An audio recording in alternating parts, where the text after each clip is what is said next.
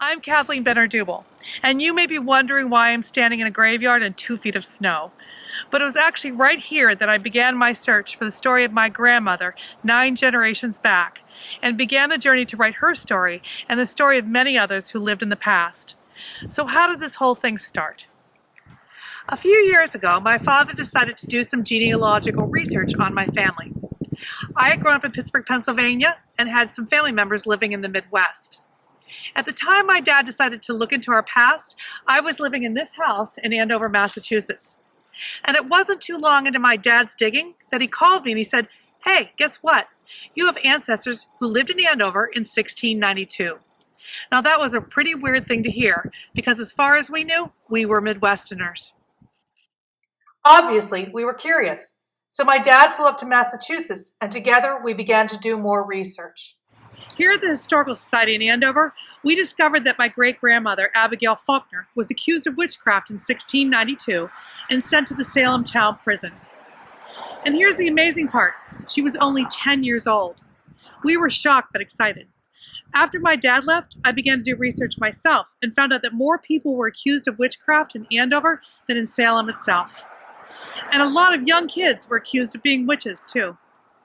But the story got even stranger as I continued my research.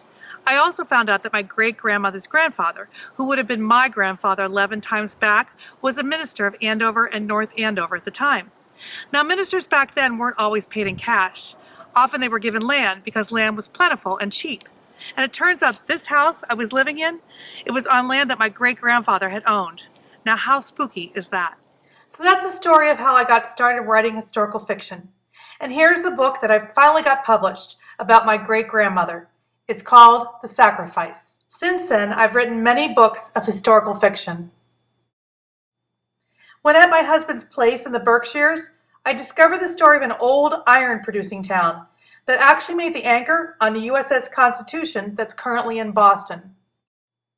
So I wrote a love story based on that community called Hearts of Iron. I've done a story about Henry Hudson and his last and fateful voyage, and about his son, who was 17 at the time and doomed on that voyage too. It's a story of swashbuckling and spying and lots of adventure. I met a man who was a skiing soldier during World War II, and I wrote about the dangerous exploits of these men and about some of the battles they fought while they were in Italy. It was so amazing to know a real live phantom. That's what they called them because they skied so fast you couldn't see them in the snow. And for those of you who ski, these were the guys who began the whole industry from Aspen and Vail to Stowe, Vermont. For my most recent book, I got to go to Paris to do research. Now that was fun. I had always been fascinated with the French Revolution and found out about the story of Madame Tussaud while visiting her wax museum.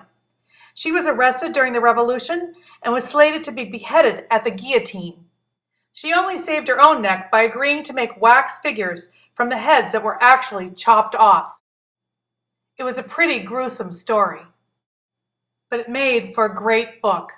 So that's the history behind my history.